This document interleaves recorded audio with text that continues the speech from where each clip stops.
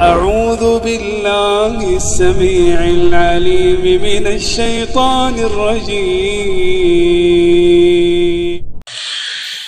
بسم الله الرحمن الرحيم. الحديث كتاب الله وخير الهدي هدي محمد صلى الله تعالى عليه وآله وسلم وشر الأمور محدثاتها وكل محدثة بدعة وكل بدعة ضلالة وكل ضلالة في النار. اللهم صل على محمد وعلى آل محمد كما صليت على إبراهيم وعلى آل إبراهيم إنك حميد مجيد. اللهم بارك على محمد وعلى آل محمد كما باركت على إبراهيم وعلى آل إبراهيم إنك حميد مجيد. يا أيها الذين آمنوا اتقوا الله حق تقاته ولا تموتن إلا وأنتم مسلمون. يا أيها الناس اتقوا ربكم الذي خلقكم من نفس واحدة وخلق منها زوجها وبث منهما رجالا كثيرا ونساء واتقوا الله الذي تساءلون به والأرحام إن الله كان عليكم رقيبا. يا أيها الذين آمنوا اتقوا الله وقولوا قولا سديدا يصلح لكم أعمالكم ويغفر لكم ذنوبكم ومن يطع الله ورسوله فقد فاز فوزا عظيما. أما بعد فأعوذ بالله العظيم وبوجهه الكريم وسلطانه القديم من الشيطان الرجيم من همزه ونفخه ونفثه. بسم الله الرحمن الرحيم. وما أمروا إلا ليعبدوا الله مخلصين له الدين حنفاء ويقيموا الصلاة ويؤتوا الزكاة وذلك دين القيمة. سبحانك لا علم لنا إلا ما علمتنا إنك أنت العليم الحكيم. رب اشرح لي صدري ويسر لي أمري واحلل عقدة من لساني يفقه قولي. رب زدني علما رب زدني علما رب زدني علما. اللهم إنا نسألك علما نافعا ورزقا طيبا وعملا متقبلا. اللهم أرنا الحق حقا وارزقنا اتباعه وأرنا الباطل باطلا وارزقنا اجتنابه برحمتك يا أرحم الراحمين. اگر کوئی شخص یہ کہے کہ لا الہ الا اللہ محمد الرسول اللہ صلی اللہ علیہ وآلہ وسلم دخول جنت کا ذریعہ ہے، تو ہم یہ کہیں گے کہ یہ بات بالکل ایسے ہی ہے جیسے کوئی شخص یہ کہے کہ وضو کے بغیر جو نماز ادا کرے گا اللہ رب العالمین اس کی نماز قبول کر لے گا۔ صحیح بات یہ ہے من قال لا الہ الا اللہ محمد الرسول اللہ صلی اللہ علیہ وسلم فأدى حقها وفرضها دخل الجنہ۔ صحیح جملہ یوں ہے کہ جو شخص لا الہ الا اللہ محمد الرسول اللہ صلی اللہ علیہ وآلہ وسلم کا اقرار کرے گا، پھر اس کا حق ادا کرے گا، جو اس کی شرطیں ہیں وہ پوری کرے گا، جو اس کے تقاضے ہیں وہ پورے کرے گا، تو انشاءاللہ یہ جنت میں داخل ہوگا۔ باقی جو محض اپنی زبان سے لا الہ الا اللہ محمد الرسول اللہ صلی اللہ علیہ وآلہ وسلم کا اقرار کرے گا، اسے سمجھے بغیر اور علم نہیں حاصل کرے گا کہ اس کلمہ طیبہ کی شرطیں کیا ہیں، وہ 7 شرطیں ہیں جو عرب و عجم کے علماء کرام نے متفقہ طور پر قرآن اور حدیث کی روشنی میں بیان کی ہیں۔ مکہ مکرمہ خانہ کعبہ میں بھی علماء بیان کرتے ہیں، مدینہ طیبہ مسجد نبوی میں بھی علماء بیان کرتے ہیں، اور پوری دنیا کے علماء کرام سلف صالحین ائمہ فقہاء مجتہدین محدثین جنہیں اللہ رب العزت نے رسوخ فی العلم عطا کیا تھا، علم میں پختگی عطا کی تھی اور صحیح اسلامی عقیدے کا فہم نصیب کیا تھا، انہوں نے ہر دور میں یہ 7 شرطیں لا الہ الا اللہ محمد الرسول اللہ صلی اللہ علیہ وآلہ وسلم کی بیان کی ہیں، اپنی تقاریر میں بھی اور اپنی تحاریر میں بھی، اپنی زبانوں سے بھی منبر و محراب پر بیان کی ہیں، اور جو کتابیں وہ لکھ گئے ہیں، جو ان کی تصانیف ہیں، تالیفات ہیں، اس کے اندر بھی آپ کو یہ شرطیں ملیں گی۔ اگر کوئی شخص یہ کہے کہ الیس مفتاح الجنت لا الہ الا اللہ، کیا لا الہ الا اللہ محمد الرسول اللہ صلی اللہ علیہ وسلم جنت کی چابی نہیں ہے؟ تو ہم یہ کہیں گے بلا، ہاں، کیوں نہیں، لا الہ الا اللہ محمد الرسول اللہ صلی اللہ علیہ وآلہ وسلم جنت کی چابی ہے، لیکن ما من مفتاح الا وله اسنان، کوئی چابی دندوں کے بغیر نہیں ہوتی، اس کے دندے ہوتے ہیں۔ کوئی بھی چابی دندوں کے بغیر نہیں ہوتی، اس کے دندے ہوتے ہیں، دندانے ہوتے ہیں۔ اگر چابی کے دندانے ہوں گے اور چابی اس تالے کی ہے جس کو آپ کھولنا چاہتے ہیں، تو یقیناً آپ تالا کھولنے میں کامیاب ہو جائیں گے، لیکن اگر دندانوں کے بغیر آپ چابی لے کر آئیں گے تو وہ چابی اس تالے میں داخل ہی نہیں ہوگی، تالا کھلنا تو بہت دور کی بات ہے۔ لہذا لا الہ الا اللہ محمد الرسول اللہ صلی اللہ علیہ وسلم جنت کی چابی ہے، لیکن اس چابی کے دندانے ہیں، اور وہ دندانے اس کی شرطیں ہیں جو کہ 7 ہیں، اللہ کی توفیق سے، اللہ کے فضل اور اس کی رحمت سے 5 ہم بیان کر چکے ہیں۔ آج کے خطبہ جمعۃ المبارک میں باذن اللہ عز و جل 6ٹھی شرط کا قرآن و حدیث کی روشنی میں باذن اللہ عز و جل بیان ہوگا۔ اللہ سبحانہ و تعالی ہم سب کو علم نافع عطا فرمائے، اور توحید اور سنت کا صحیح فہم سلف صالحین کے منہج کے مطابق عطا فرمائے، تاکہ ہم دنیا میں بھی کامیاب ہو جائیں، آخرت میں بھی کامیاب ہو جائیں، جہنم کی آگ سے بچ جائیں، اور اللہ کو راضی کر کے جنت الفردوس میں ہمیشہ ہمیشہ کے لیے داخل کر دیے جائیں۔ اللہم آمین برحمتک یا ارحم الراحمین۔ تو عزیزان گرامی قدر، لا الہ الا اللہ محمد الرسول اللہ صلی اللہ علیہ وآلہ وسلم کی 7 شرطوں میں سے 6ٹھی شرط ہے اخلاص، المنافی للشرک والریاء۔ اخلاص، اخلاص جو ہے یہ خلوص سے ہے۔ اردو زبان میں بھی یہ لفظ مستعمل ہے، آپ آسانی سے سمجھ سکتے ہیں، کوئی مشکل نہیں ہے۔ آپ کہتے ہیں کہ یہ دودھ خالص ہے۔ دودھ خالص تب ہی ہوگا جب وہ اپنی اصل حالت پر موجود ہو، جس حالت پر وہ گائے یا بھینس یا اونٹنی یا بکری کے تھنوں سے نکلا ہے۔ لیکن اگر آپ دودھ میں زمزم کی ملاوٹ ہی کیوں نہ کر دیں، تو آپ یہ نہیں کہہ سکتے کہ جناب اس میں حرج کیا ہے، میں نے تو اس میں زمزم کی ملاوٹ کی ہے۔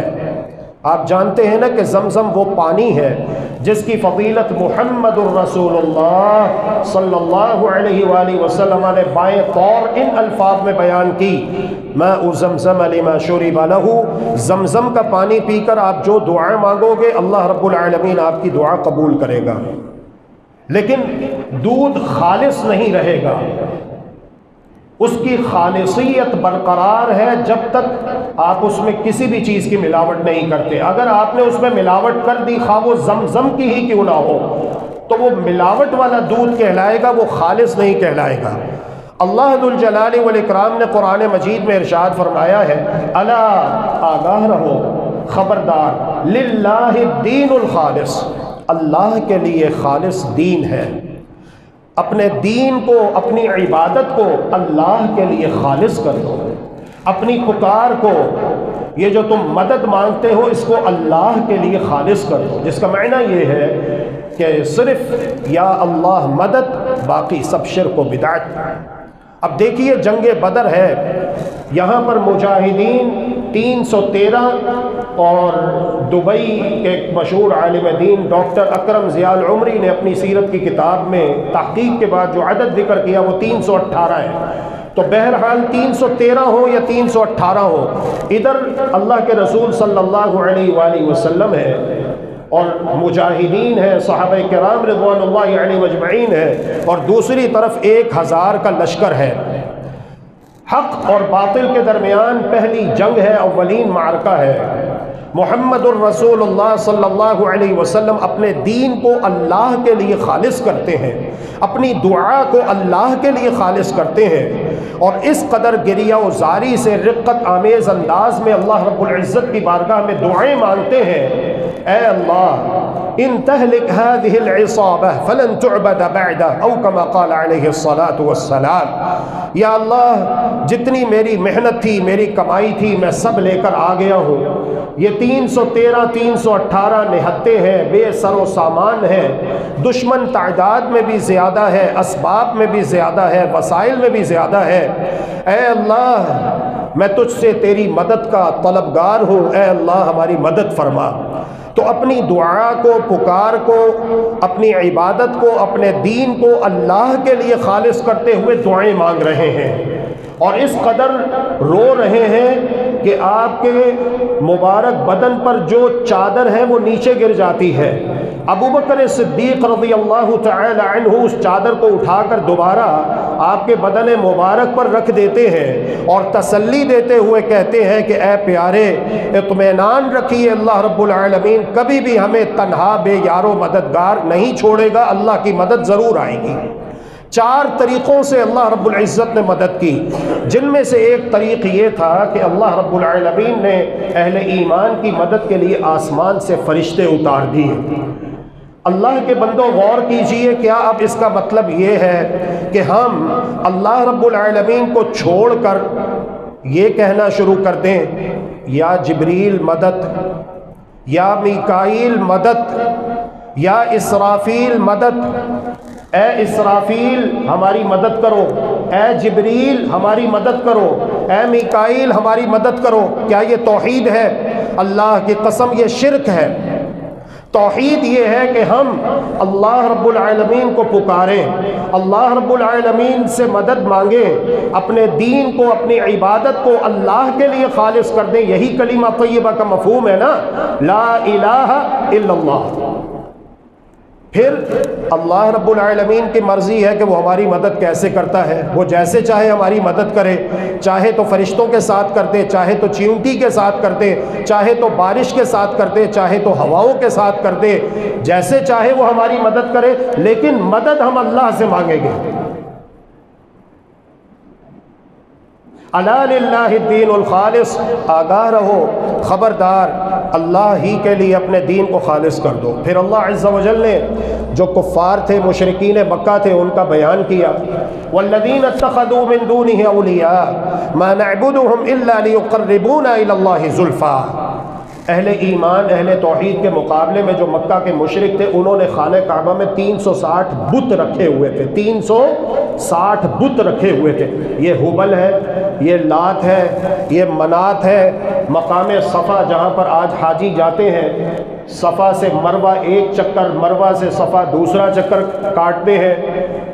صفا پہ اصاف نامی بت رکھا ہوا تھا، نائلہ نامی بت مروہ پہ رکھا ہوا تھا۔ 360 معبود تھے ان کے۔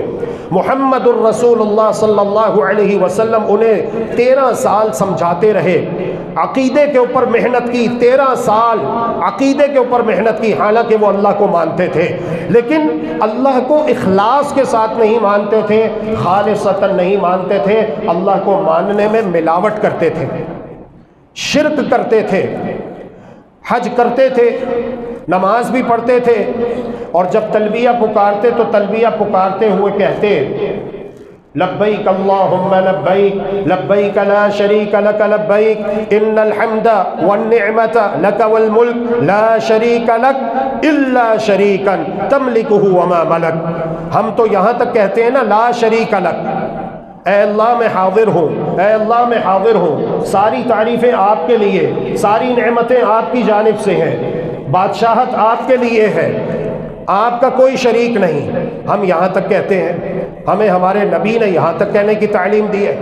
وہ جو مکہ کے لوگ تھے وہ یہاں پر بریک نہیں لگاتے تھے، وہ آگے بھی چلتے، کہتے الا شریکا تملکہ وما ملک، ہاں تیرا ایک شریک ہے اور وہ شریک بھی ایسا ہے کہ خود کمزور ہے، اس کے اختیار میں کچھ نہیں ہے، سارے اختیارات یا اللہ آپ کے پاس ہیں، لیکن آپ نے اس کو اختیارات دیے ہوئے ہیں۔ ما نعبدہم، ہم ان کی عبادت نہیں کرتے، ہم ان سے نہیں مانگتے، ہم مانگتے اللہ سے ہیں، لیکن ان کے ذریعے سے، ان کے صدقے، ان کے واسطے سے، ان کے وسیلے سے، ان کے طفیل، یہ اللہ کے ولی ہیں، یہ اولیاء کرام ہیں، یہ بزرگان دین ہیں، یہ قطب قبلہ کعبہ ابدال اوتار سائیں قلندر ہیں، یہ اللہ سے بہت نزدیک ہیں، اللہ ہم سے بہت دور ہے۔ ہماری ان کے آگے اور ان کی اللہ کے آگے، یہ ہمیں اللہ سے لے کر دیتے ہیں۔ ایمان عقیدہ ہمارا یہ ہے کہ دینے والا اللہ ہے۔ تو اللہ رب العالمین نے کہا کہ یہ شرک ہے۔ تو پوری آیت جب آپ پڑھیں گے نا شروع سے لے کر آخر تک، تو آپ کو کلمہ طیبہ کا معنی و مفہوم اور مدلول اچھے طریقے سے سمجھ میں آ جائے گا کہ اللہ رب العالمین ہم سے یہ چاہتا ہے کہ ہم اپنے دین کو، اپنی عبادت کو اللہ کے لیے خالص کر دیں، اس میں ملاوٹ نہیں کرنی، شرک کی ملاوٹ نہیں کرنی۔ اللہ کی قسم، میں نے جتنا بھی قرآن پڑھا ہے، میں نے جتنی بھی حدیثیں پڑھی ہیں، میں ایک ہی نتیجے پر پہنچا ہوں۔ اور نماز میں بھی جب ہم نماز پڑھتے ہیں ہمیں یہی پریکٹس کروائی جاتی ہے بار بار، اللہ اکبر نماز شروع کرتے ہوئے، رکوع میں جاتے ہوئے اللہ اکبر، سمع اللہ لمن حمیدہ، پھر سجدے میں جاتے ہوئے اللہ اکبر، پھر اللہ اکبر اللہ اکبر اللہ اکبر۔ تو توحید یہ ہے میرے عزیزوں، اپنا یہ عقیدہ بناؤ کہ اللہ سب سے بڑا ہے، اللہ کے برابر کوئی نہیں ہو سکتا، اللہ کے برابر کوئی نہیں ہو سکتا، اللہ سب سے بڑا ہے۔ میں تو اسی نتیجے پر پہنچا ہوں۔ اللہ کا قرآن یہی ہمیں سمجھاتا ہے، اللہ سب سے بڑا ہے، اللہ کے برابر کوئی نہیں۔ حتیٰ کہ اللہ رب العالمین کی مخلوق میں سب سے اعلیٰ، سب سے ارفع المقام محمد الرسول اللہ صلی اللہ علیہ وسلم بھی اللہ کے برابر نہیں ہو سکتے۔ خود محمد الرسول اللہ صلی اللہ علیہ وآلہ وسلم نے ارشاد فرمایا ہے، میرے ساتھ ایسا ظلم نہ کرنا جس طرح عیسائیوں نے حضرت عیسیٰ علیہ السلام کے ساتھ کیا۔ اتنی محبت کی ان کے ساتھ کہ ان کو اللہ کا بیٹا بنا دیا اور خدائی صفات ان میں ماننا شروع کر دی۔ نہیں، تم اپنے دین کو اللہ کے لیے خالص رکھو، میرے ساتھ محبت کرو، لیکن میں اللہ کا بندہ ہوں، اللہ کا رسول ہوں، میرے اختیار میں کچھ نہیں، سارے اختیارات اللہ کے پاس ہیں۔ میں اللہ کا بندہ ہوں، اللہ کا رسول ہوں، تم نے اللہ کا بندہ اور اللہ کا رسول ہی کہنا ہے۔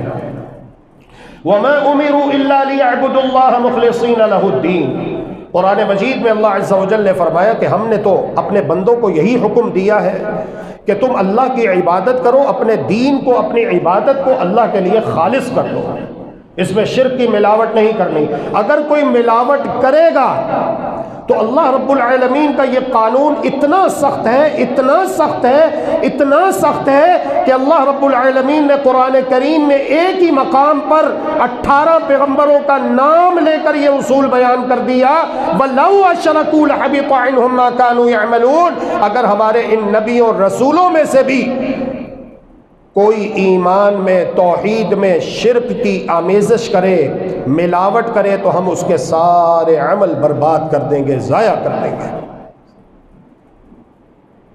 حالانکہ اللہ کے نبی تو شرک کے خاتمے کے لیے آتے ہیں، توحید کے پرچار کے لیے آتے ہیں، اور اللہ رب العزت کا قرآن کہتا ہے وَمَا يُؤْمِنُ أَكْثَرُهُمْ بِاللَّهِ إِلَّا وَهُمْ مُشْرِكُونَ۔ بہت سارے لوگ دعویٰ کرتے ہیں ایمان کا، لیکن حقیقت یہ ہے کہ وہ مشرک ہیں۔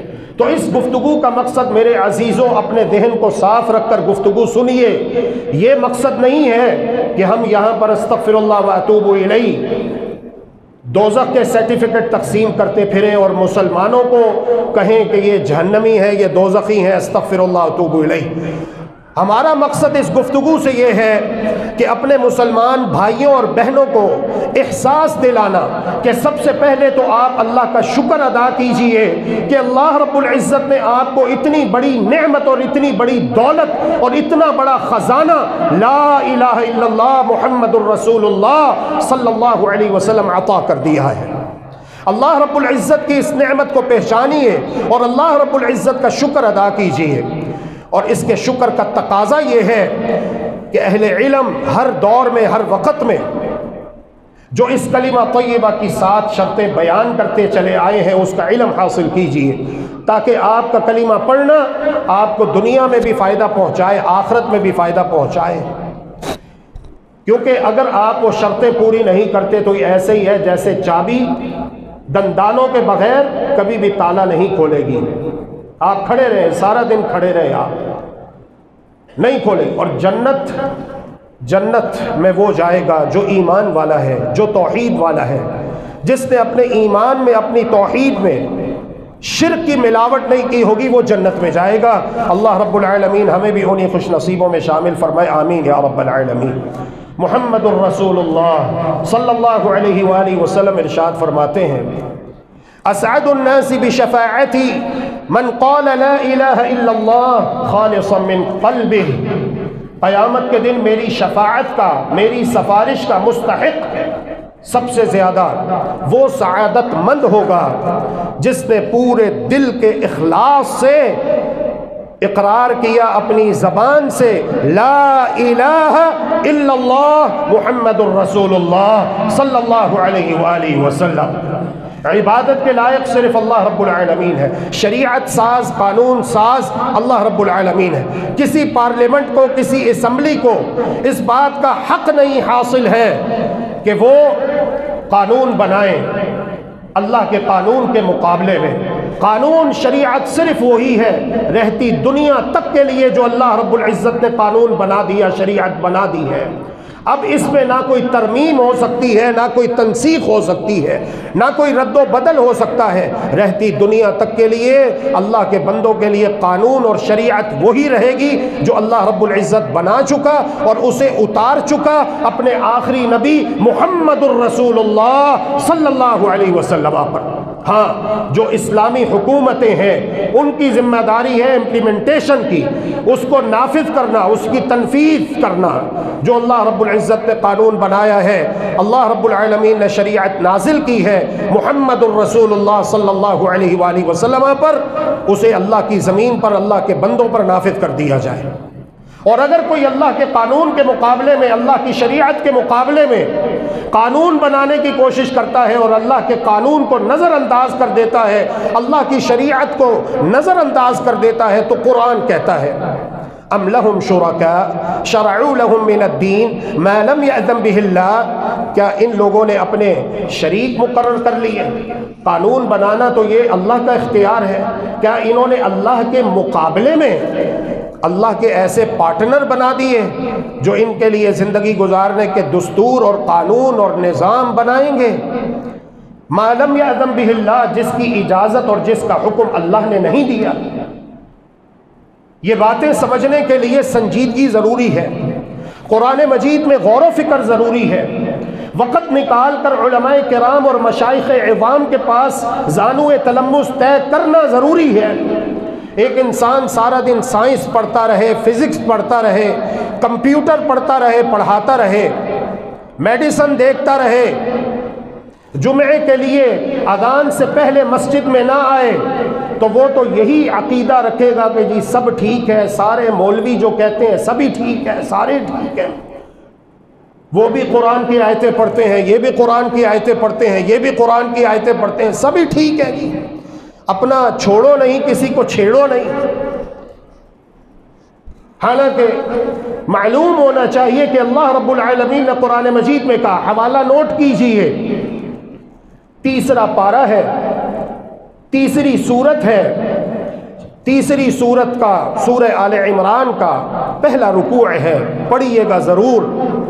اللہ رب العالمین نے ارشاد فرمایا اعوذ باللہ من الشیطان الرجیم بسم اللہ الرحمن الرحیم هو الذي انزل عليك الكتاب منه آیات محکمات هن ام الكتاب واخر متشابهات فاما الذين في قلوبهم زيغ فيتبعون ما تشابه منه ابتغاء الفتنة وابتغاء تأويله وما يعلم تأويله إلا الله والراسخون في العلم يقولون آمنا به كل من عند ربنا وما يذكر الا اولو الالباب۔ اللہ رب العالمین نے اے پیارے محمد جو کتاب آپ کے قلب اطہر پر نازل کی صلی اللہ علیہ وسلم، قرآن مجید، اس کی کچھ آیات محکم ہیں، ان کا معنی واضح ہے، اور کچھ آیات متشابہ ہیں، اس کا مطلب یہ بھی ہو سکتا ہے، یہ بھی ہو سکتا ہے، یہ بھی ہو سکتا ہے۔ فرمایا فَأَمَّا الَّذِينَ فِي قُلُوبِهِمْ زَيْغٌ، یہ ملحدین، زنادقہ، یہ زندیق، یہ ملحد، یہ مستشرقین کیا کرتے ہیں؟ جن کے دلوں میں کجی ہے، ٹیڑھ پن ہے۔ فَأَمَّا الَّذِينَ فِي قُلُوبِهِمْ زَيْغٌ فَيَتَّبِعُونَ مَا تَشَابَهَ مِنْهُ ابْتِغَاءَ الْفِتْنَةِ وَابْتِغَاءَ تَأْوِيلِهِ، قرآن کریم کی ایسی آیتوں کو لیتے ہیں جو متشابہ ہیں اور اپنی مرضی کا معنی اور مفہوم بیان کرتے ہیں تاکہ لوگوں کے درمیان فرقہ واریت پھیلے، انتشار پھیلے، مذہبی منافرت پھیلے، لوگ آپس میں لڑے مرے، اختلافات پیدا ہوں، مسلمانوں کو کھوکھلا کیا جائے، کمزور کیا جائے، کیونکہ جو مسلمانوں کے اصل دشمن ہیں وہ اس بات کو جان چکے ہیں کہ جب میدان سجا، تاریخ گواہ ہے، مسلمان تعداد میں کم، اسباب میں کم، وسائل میں کم، لیکن جب ہمارا ان سے آمنا سامنا ہوا تو انہوں نے ہمارے چھکے چھوڑا دیے۔ مرحب کو قتل کیا گیا، جنگ قادسیہ ہوئی، وہاں پہ رستم زماں ان کا مارا گیا۔ جو اصل دشمن ہے، مسلمانوں کے 5 طاقتیں کام کر رہی ہیں، اسلام اکیلا ہے، اسلام اکیلا ہے، اسلام اکیلا ہے، لیکن انشاءاللہ جیت اسلام کی ہوگی، فتح اسلام کی ہوگی، اس لیے کہ دین اسلام اللہ رب العالمین کا پسندیدہ دین ہے۔ اور اس کے مقابلے میں جو 5 طاقتیں کام کر رہی ہیں، یہودی ہیں، عیسائی ہیں، سیکولر ہیں، مشرکین ہیں، آتش پرست، مجوسی ہیں، یہ ساری طاقتیں مغلوب ہو کر رہیں گی، شکست سے، فاش سے دوچار ہو کر رہیں گی، یہ اللہ کا فیصلہ ہے۔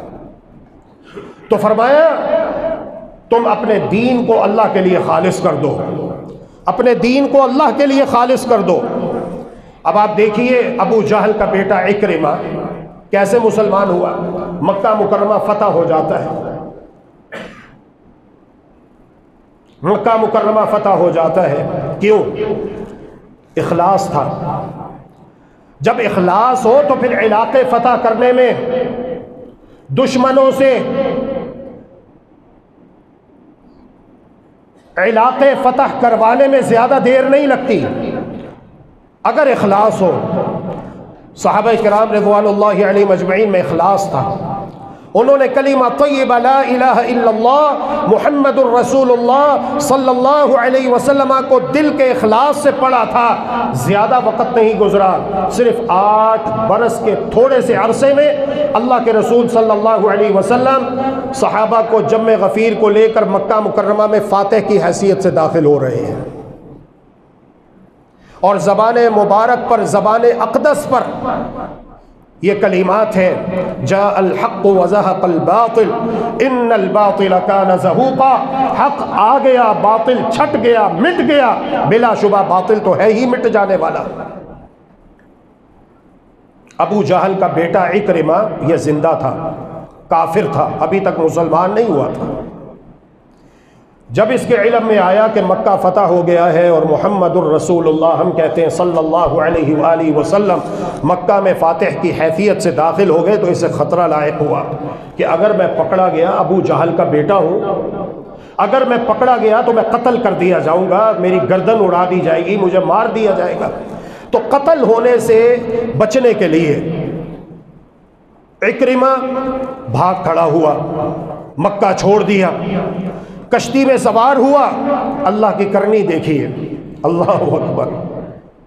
ایک تدبیر لوگوں کی ہوتی ہے، ایک تدبیر اللہ کی ہوتی ہے، اور اللہ از دا بیسٹ پلانر۔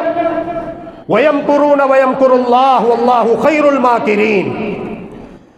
کشتی بھنور میں پھنس جاتی ہے، گرداب میں پھنس جاتی ہے، کشتی ڈاواں ڈول ہونا شروع ہو جاتی ہے۔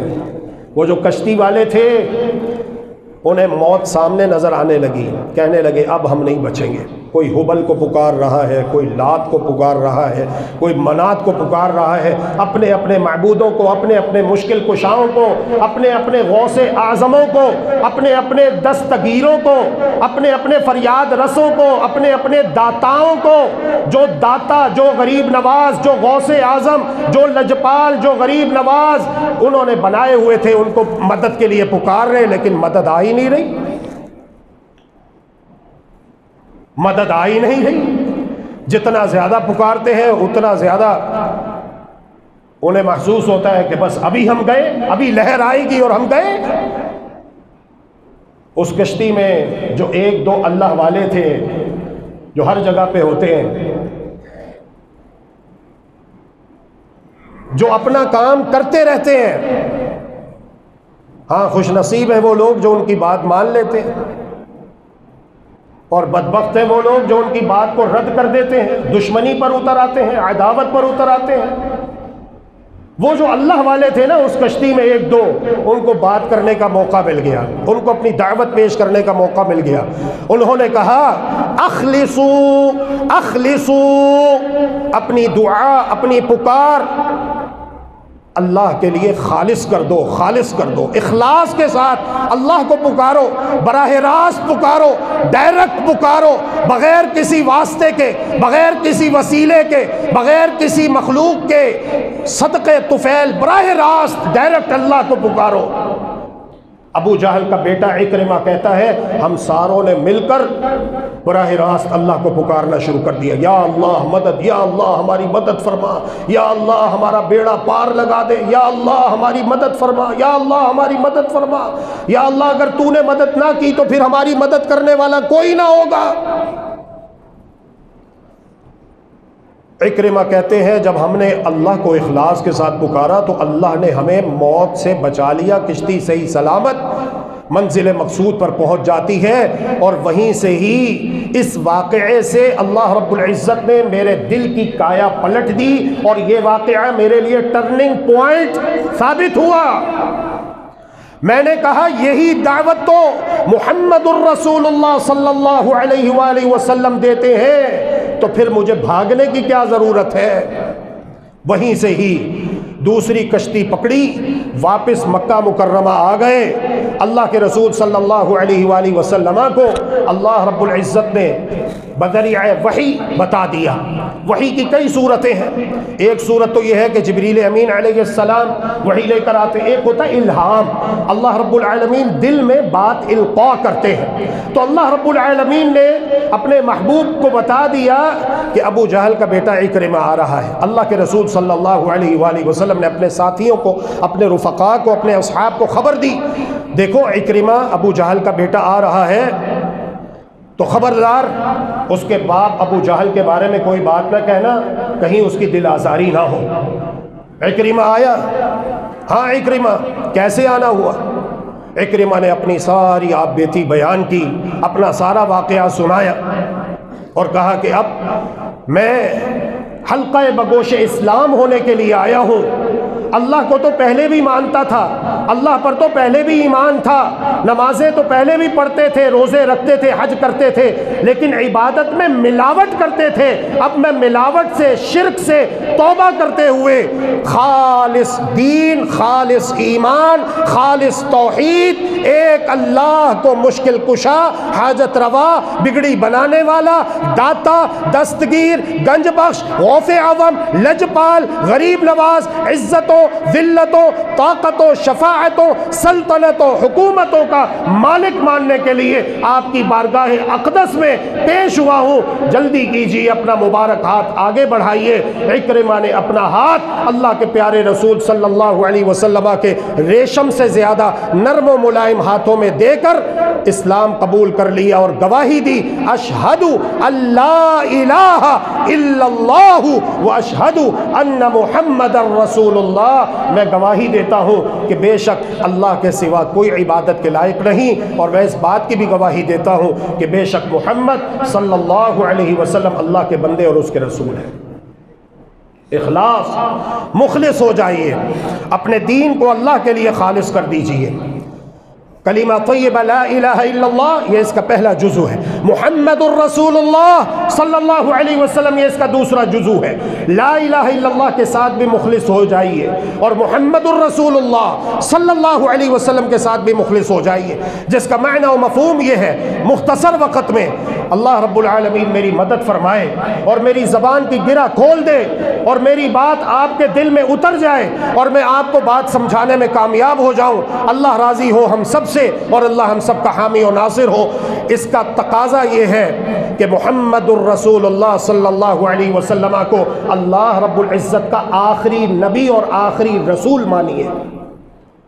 بس یہ امت آخری امت ہے، اس کے بعد امت کوئی نہیں، اور محمد الرسول اللہ صلی اللہ علیہ وآلہ وسلم اللہ کے آخری نبی ہیں، آخری رسول ہیں۔ آپ کے بعد نبی رسول اور کوئی نہیں آئے گا۔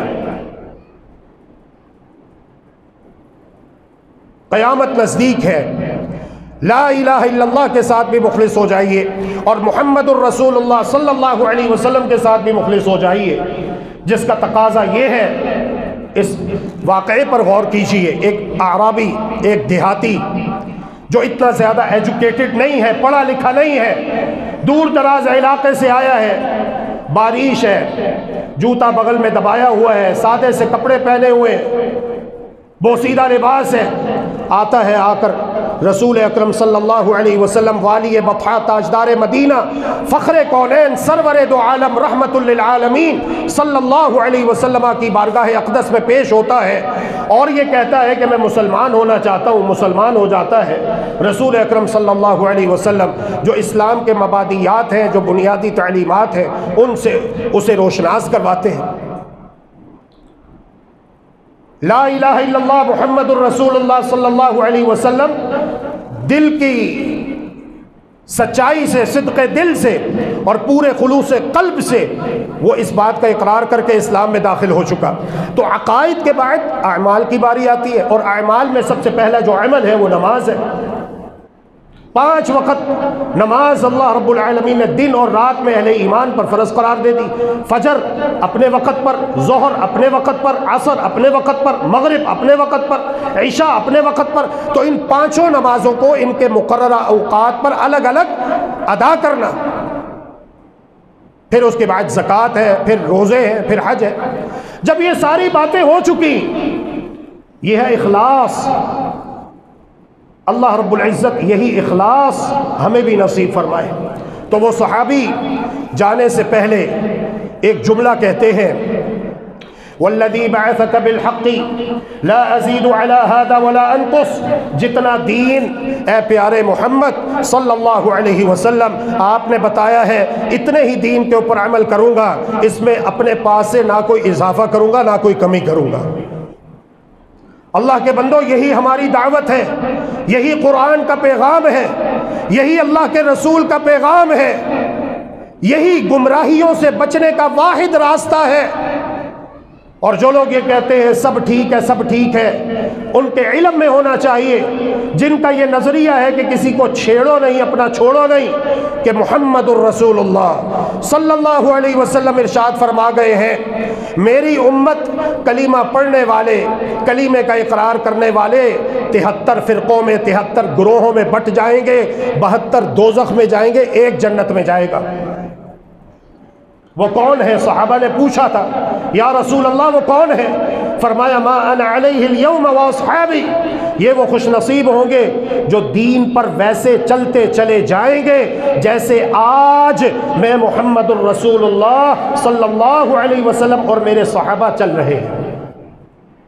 یہ ہے فرقہ واریت، مذہبی منافرت، باہمی انتشار، خلفشار، بگاڑ سے بچاؤ کا واحد راستہ، اور جس نے اس راستے کو چھوڑ دیا، اللہ کی قسم وہ گمراہی کے راستے پر چل پڑا، وہ شیطان کے راستے پر چل پڑا، وہ فرقہ واریت کے اندر مبتلا ہو گیا، وہ مذہبی منافرت کی دلدل میں پھنس گیا۔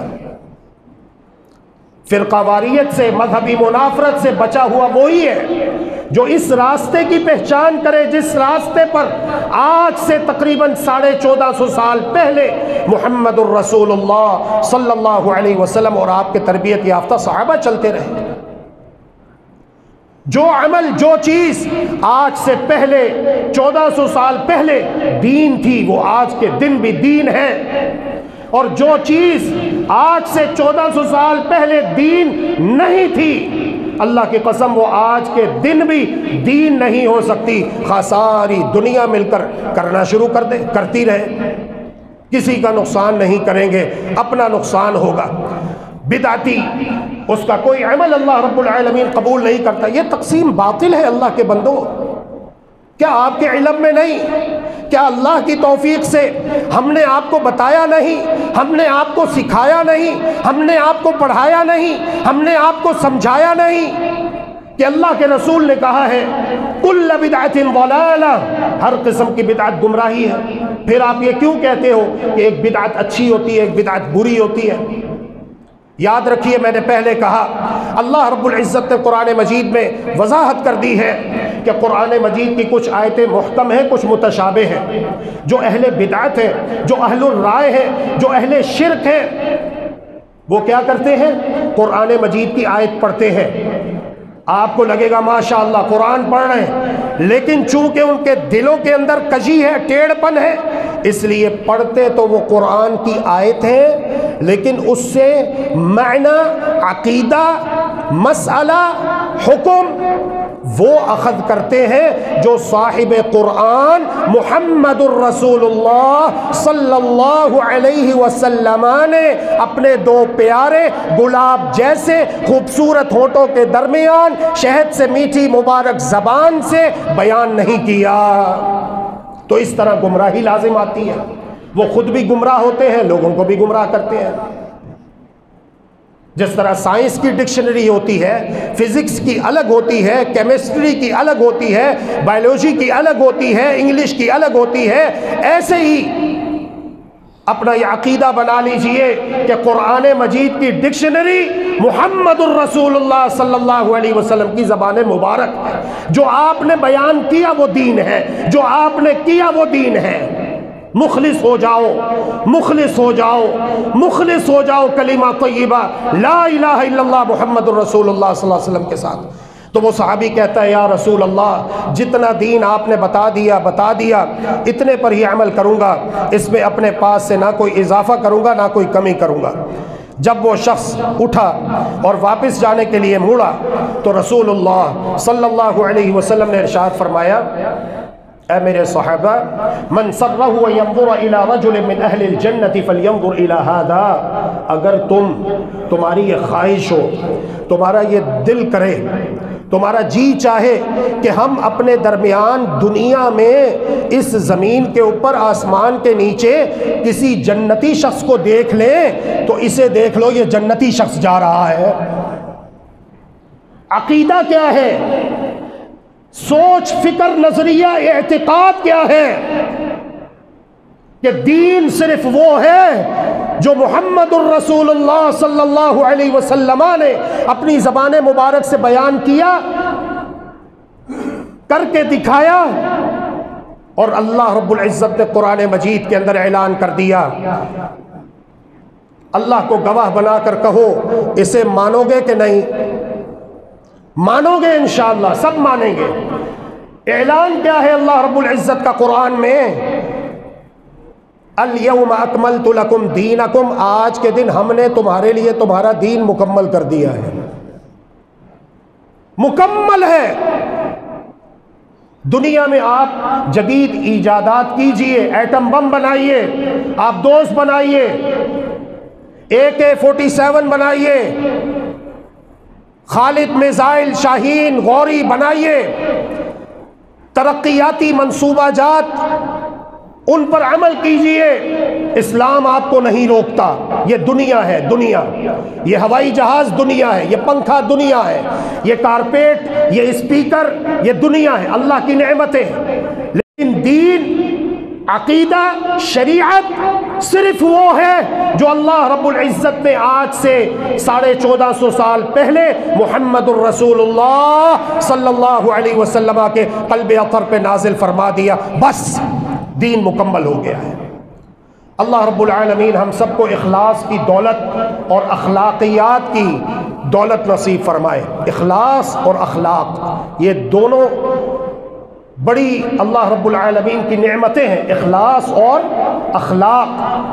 اخلاص کلمہ طیبہ لا الہ الا اللہ محمد الرسول اللہ صلی اللہ علیہ وسلم کے ساتھ۔ اس تعلق سے وقت کی قلت کی وجہ سے ایک دو باتیں رہ گئی ہیں جو اللہ کی توفیق سے اور اللہ کے فضل و رحمت سے اللہ رب العزت خیر و عافیت رکھے آئندہ جمعۃ المبارک انشاءاللہ میں بیان کروں گا۔